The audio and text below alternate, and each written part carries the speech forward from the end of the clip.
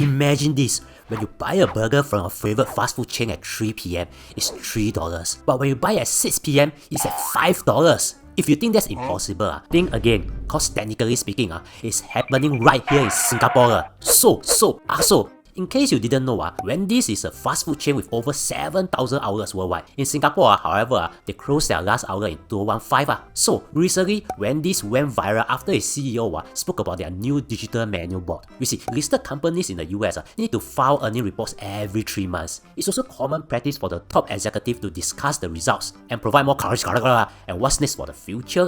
So, for Wendy's, it's just another earning report. But when the CEO spoke about the new digital menu board, he said that from 2025, they will be testing more enhanced features like dynamic pricing and day part offerings along with AI-enabled menu changes and suggestive selling. That was when everyone went apeshit. Cause when you hear the word dynamic pricing, I bet you just remember the $41.89 fare ride from Jurong West to Jurong East.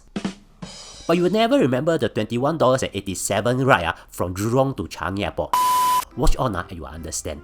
So, it went viral and people started to associate that with surge pricing instead. Wendy's then came out to clarify that no, they will not implement surge pricing. The spokesperson said, to clarify, Wendy's will not implement surge pricing, which is the practice of rising prices when demand is highest. We didn't use that phrase, nor do we plan to implement that practice.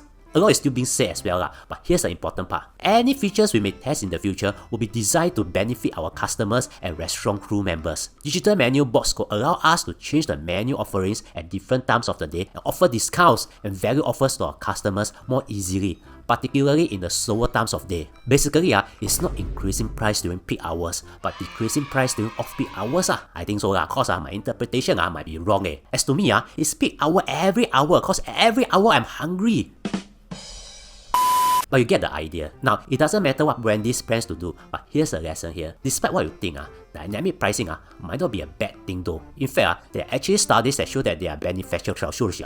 The best example is how it can reduce the bottleneck during peak periods or lower prices during off-peak periods. In fact, if you think about it, dynamic pricing is already everywhere right now. For example, some eateries pay more to their part-timers during peak hours so as to incentivize them to work during this period. ERP are more expensive during peak hours. Traffic lights have different timings based on the time. Now, I mentioned earlier that your food costs more during peak hours. That's also true because delivery fee is dependent on demand and the number of food delivery riders in that area. So you shouldn't be surprised that food costs more during peak hours. It's just that we are so used to it, we forget about it. Now, what does this mean? If you look at it, what happens is that technology is helping to refine the dynamic pricing and make it real time. And note that the dynamic pricing is coming from many services. A good example is ERP. You should know that ERP 2.0 is coming, which uses dynamic real-time pricing instead of the static ERP gantry that has to change its prices every now and then based on the results in the past. ERP 2.0 will be much more accurate if you think about it. Therefore, if a type costs more during peak hours, actually it won't be surprising because what if I tell you